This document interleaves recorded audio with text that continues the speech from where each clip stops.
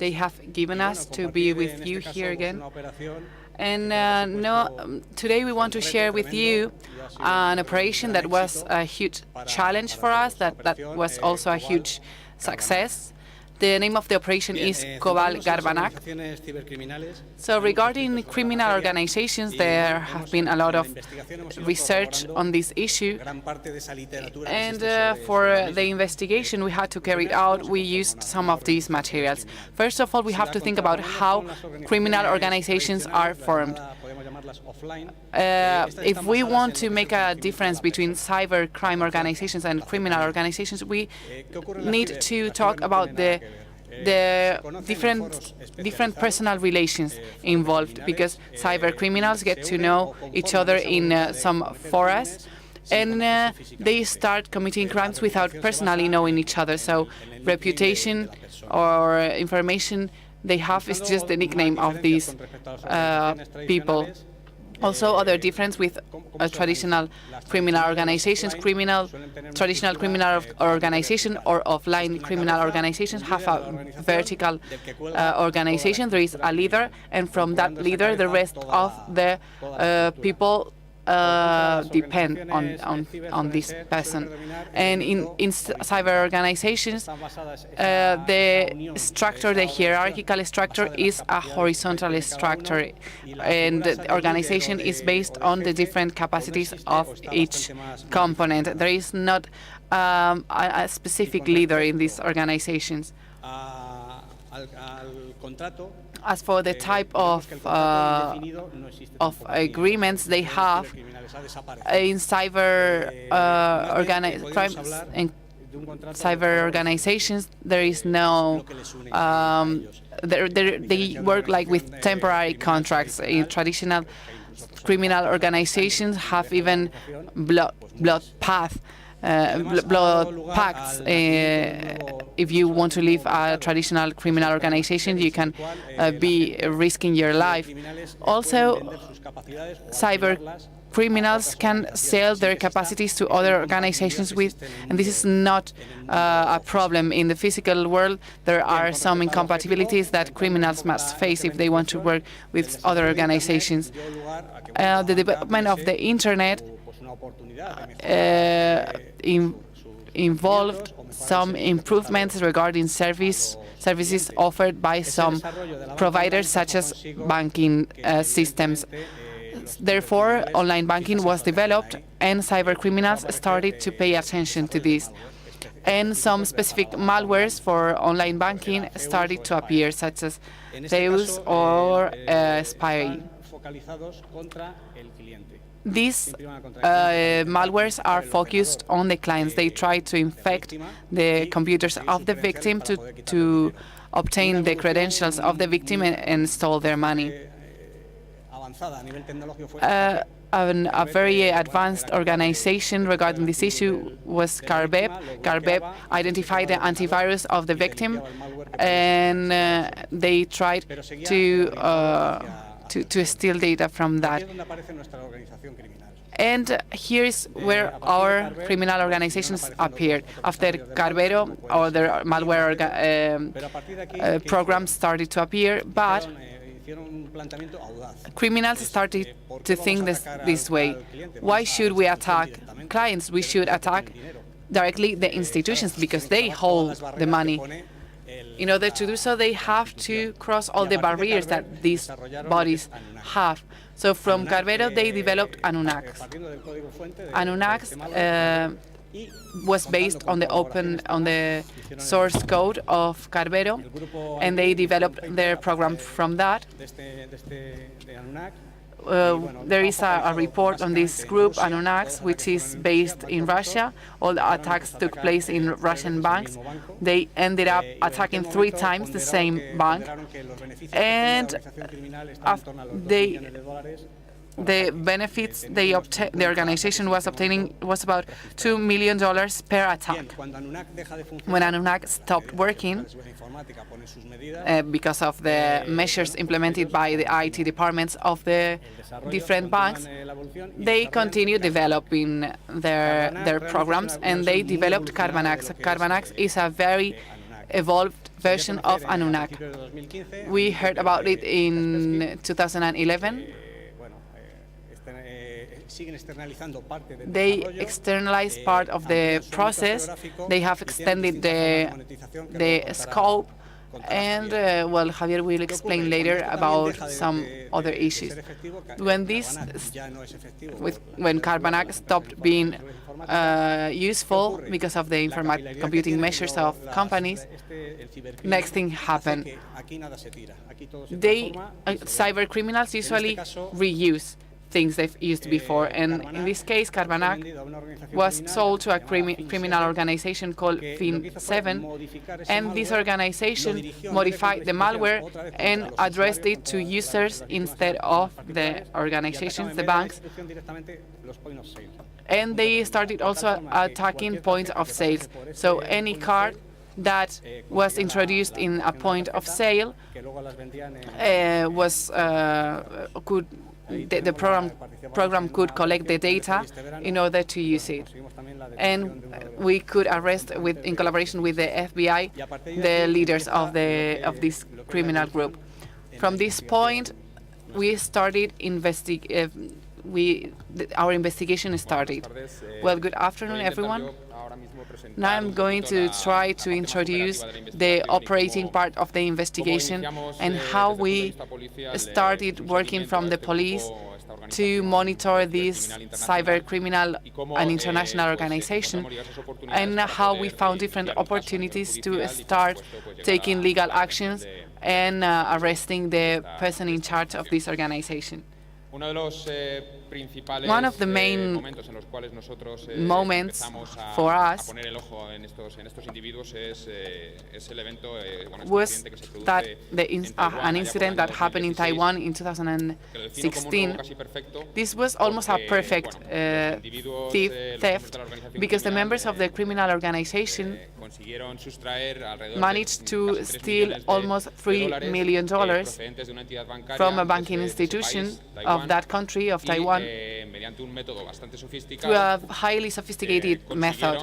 And they managed to organize, to create a plan in which many agents were involved, some people that traveled to that country specifically to attack these institutions. There were almost 23 people that traveled from Moldova to Taipei one day before the attack, only to withdraw money from ATMs that had been manipulated, and they were just in charge of withdrawing money. They collected these high amounts of money, and they had to launder these amounts of money. So from the 10th to the 11th of July 2016, these 23 people started withdrawing money in different ATMs of Taipei. They placed themselves in front of the ATMs, so when they were ready, they talked to the person in charge from the technical point of view of the attack, and through different methodologies, they sent instructions so that ATMs started throwing money, and these people in front of the ATM didn't have to do anything. So this is how they managed to obtain almost $3 million from these ATMs in cash. When they had this money, these people that were coordinated by a handler collected this money, and they put all this money in the train station of Taipei, in a locker in a train station of Taipei. Taiwan is an island. Taiwan dollars are only used in Taiwan, and therefore taking this money out of Taiwan was not going to be easy. So they left the money in the locker for a while to start working in the money laundry schemes that were aimed to turn this money into a currency that could make them easier to obtain it. So some days afterwards, two people collected this money from the train station, and they started to working on the money laundering. But of course, the banking entity realized that there was some money left. They reported to the police. The police started tracking where the money was going, and they found the money in the Taipei train station locker. So when these two people went to collect the money, the police was already ready, and they arrested these people. It's almost a perfect theft, but in the end, the two people that were aimed to collect the money were arrested. This is the suitcase with almost 3 million Taiwan dollars, $3 million in Taiwan currency, and well, this caught our attention, and we started monitoring this group. This affected directly to us, because even though the attempt took place in Taiwan, and people involved in this attack were coming mainly from Moldova, we could not undertake any type of investigation, but this changed in 2017, in January and in March 2017, because some of these people come to Spain, to Madrid, to commit this type of fraud in some banking institutions. So they had some cards from Russia and from Kazakhstan, and in January and March, with these cards, these people managed to obtain 400,000 euros in different ATMs of the city. We didn't know if this organization was the same organization that acted in Taiwan, because the modus operandi was different.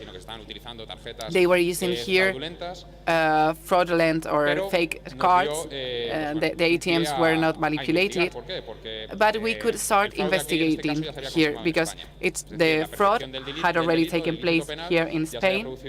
The crime had already taken place in Spain, so legal jurisdiction had the opportunity to start acting. So this police investigation that we had started in Taiwan could be translated into a legal action here in Spain, because actual real crimes had taken place here. So we tried to get some intelligence from these attacks. We started investigating the attacks or similar attacks, and in the last year. And we realized that this had not been the only attacks. The first incident took place in Taiwan in 2016 in July, but in Azerbaijan there were also some attacks to banking institutions, Belarus, Romania. Many banking institutions had been affected by similar attacks. So when we started analyzing this information that we were collecting with different police agencies all over the world, we realized that these incidents had similar modus operandi, similar methodologies. So then, when trying to manipulate the banking network, they were using similar methodologies. For example, they were using a legal tool which is called Command Strike. This tool had been modified and adapted to the execution of this type of crimes. We realized that there was a connection between incidents that were happening internationally. So how these cyber criminals doing these attacks? Well, they were using a simple and sophisticated method. They could use a system to read the to create infections. We used phishing to create these infections. They were using some files that took advantage of some vulnerabilities of the operating systems, and this vulnerability allowed for the code to be deployed. So in order to create these files, they were using Microsoft intruders. In order to send emails, they were using Alexis mailer, which is an email that can be accessed in different forums, etc. So when the employees of banks that receive these phishing emails open these files, the exploit was executed, the code was executed, PowerShell codes in most of the cases, and in the end this allowed the download of this Cobalt Script software that allowed the remote control of the computers of the employees. Once they had the remote control of the first computer of the employee through several mechanisms that are more or less sophisticated, they could scan the internal network of the bank, and they could compromise other type of computers of other employees. They escalated privileges, always with the objective to take control of the entity. What systems were they looking for? Well, they were aiming the banking transaction systems, both at the national and international level, such as SWIFT, also the card processing systems, and the remote control, ATM remote control systems. These were the main objectives of these cybercriminal organizations. Once they had the control of one of these systems, they could monetize the attack. So they were using 3 methods to monetize the attack. We discovered this in the different incidents we analyzed. One of them was not very much used. They monitorized the transactions that were taking place at the national level. And whenever they had the opportunity to take advantage of a transaction that complied with several of requirements, they modified the receiver of the transaction, and all the funds ended up in the hands of the organization. The second mechanism was the remote control of ATMs. This was very much used, especially in 2016, when they could control remotely ATMs. They connected to the different ATMs. They injected malware that they had previously developed, a software that had been created with a EX file library, a library that is used in the banking systems. So they injected this code, and they sent instructions to the code so that the ATM started throwing notes and taking into account different elements. So they used this in the Taiwan incident, but in many more countries too. And finally, another method they used to get money was the following. If they couldn't access the card processing system, they sent one or several people to the country in which the entity was based. These people opened some accounts in the bank. They received the cards, these accounts, and when they could control the system, the banking systems, they could modify the amount of money of the cards or the limits of the cards. And these people went from country to country to withdraw money, and this mechanism was the one used in the attacks to the Russian bank and the Bank of Kazakhstan that affected also Madrid, and also Brussels, Prague, were other cities in which these people tried to withdraw money. There was a huge potential in withdrawing money, and people took even less risks, because in the second example, they had to go specifically to ATMs of the entity they were hacking. and this was even more complex because in the end, banks realized that there were some ATMs that were losing money, in which money there was being stolen. So this is why they started using this third system in different countries to obtain money. This is an example. This is a real case. 2016, September. This is a bank in Romania, a Romanian bank. As you can see, there are two people in front of ATM. They are not doing anything. They are just smoking and they are talking on the phone. They were waiting for the ATM to start throwing notes. As you can see, they start collecting these notes. They put them in the bag, and they are doing this for as long as it takes to empty the ATM. And when the ATM was empty, they moved to a different ATM. In Taiwan, they used 23 people, so let's imagine the amount of money that this organization was stealing. So this is a sophisticated method, but also a very productive one. As I was saying, this is a real case, and this happened in 2016.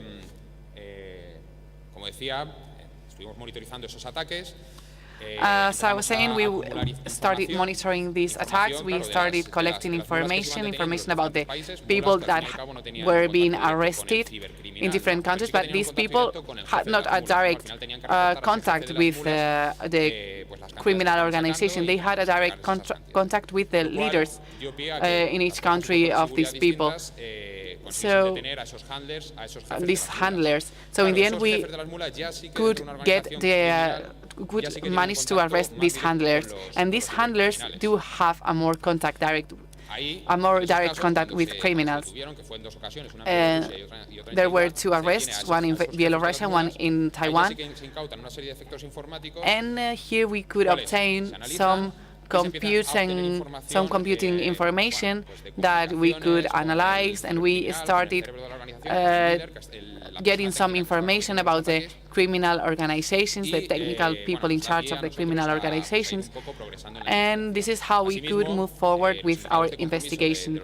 Also, we could obtain some other indicators through different channels, and after analyzing all this information and also information regarding where the servers being used, where email servers, etc., we could move forward, as I was saying, in the investigation. In the end, we knew that in Alicante some of the attacks were being planned through different cooperation with other policy agencies and other institutional bodies. We could have some indicators of the attack that could make us have a map, so to speak, of the cybernetic structure of the organization, and after this and behind this we could find some hosting, some registries that, without knowing that, were hosting a criminal organization. Of course, we needed to obtain information from these companies, these hosting companies, in order to know who was paying for the services of these companies. And the information we received is that this organization was using cryptocurrencies to make payments. And the information, of course, of these cryptocurrency services took us to find out cryptocurrency exchange companies in which we could see wallets and real people after these wallets, and these wallets had been used to make payments from these international criminal institutions. So in the end, these are the clues we had to identify a suspicious person that was based in Alicante. And under the legal framework, we started monitoring this person, and in the end, we could make sure that this person was connecting as an administrator to different servers controlled by the organization. If you connect to some servers as an administrator and these servers are connected to a criminal organization, you are probably the leader of this criminal organization. Also, we detected some connections regarding some servers that had been used for some phishing activities. We also could see the exchange of binaries that were used in different attacks, etc. So we had enough evidence to start carrying out an operation that ended up with the arrest of this person.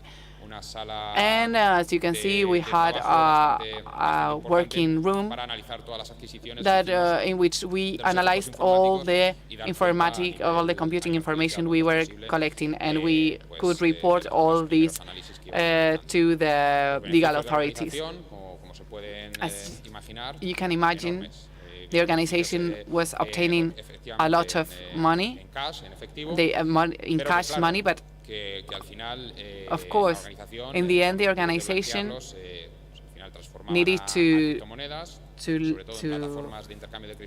do some money laundering activities, and they did so with some cryptocurrency projects in countries such as Belarus, and these cryptocurrencies ended up in hands of the people of the person we arrested in Alicante.